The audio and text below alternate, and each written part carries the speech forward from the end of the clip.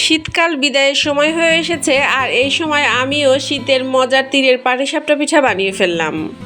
পাটিসাপটাটা একদম পারফেক্ট হয়েছে আর এত মজার হয়েছিল খেতে। আমি এর আগেও আপনাদের সাথে পাটিসাপটার রেসিপি শেয়ার করেছিলাম এবং আজকে গুড় আর তিল দিয়ে বানানো পাটিসাপটার রেসিপিটি আবারও শেয়ার করছি। নিয়ে নিয়েছি 1 কাপ পরিমাণ ময়দা, তার সাথে নিয়েছি স্বাদ মতো গুড়, হালকা লবণ এবং দিয়ে দিলাম 2 টেবিল চামচ গুঁড়ো দুধ। এখন হালকা একটা গরম পানি দিয়ে একটা ডো মাখিয়ে নিব। আজকে পাটিসাপটার পিঠার ব্যাটারটা শুধুমাত্র ময়দা দিয়েই বানিয়েছি, এর সাথে কোনো চালের গুঁড়া ব্যবহার করিনি। এখন পুর তৈরির পালা। পুর তৈরির জন্য প্যান গরম করে তাতে দিয়ে দিয়েছি 2 টেবিল চামচ পরিমাণ ঘি।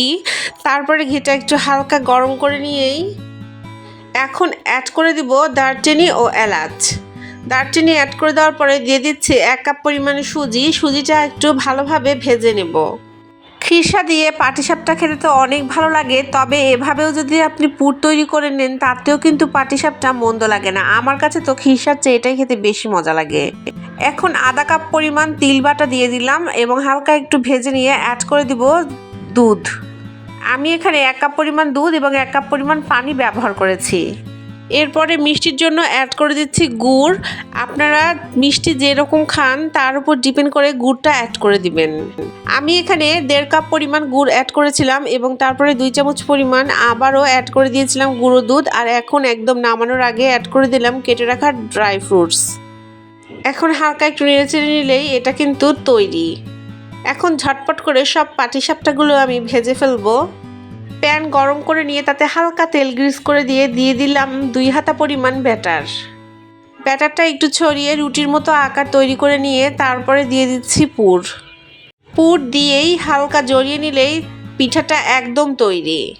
পাটিসাপটা পিঠা বানাতে আমার কাছে মনে হয় একদমই সময় লাগে না আর খুব দ্রুত বানিয়ে ফেলা যায়। আমি এজন্যই যখন চটজলদি কাজ করতে চাই তখন এই পিঠাটাই বানিয়ে ফেলি। সবাই অনেক পছন্দ করে আর চটপট বানানো হয়ে যায়।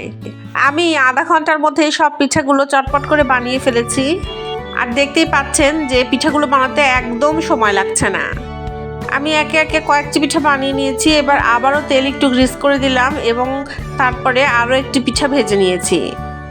এই পাটিসাপটা পিঠার সবচেয়ে মজার বিষয় হচ্ছে একদম অল্প তেলে খুবই মজার একটি পিঠা তৈরি হয়ে যায়। আমাদের বাসার সবচেয়ে ফেভারিট পিঠা হচ্ছে এই পাটিসাপটা পিঠা। আপনাদের বাড়ির সবচেয়ে হিট পিঠা কোনটি অবশ্যই আমাকে কমেন্টে বলে যাবেন।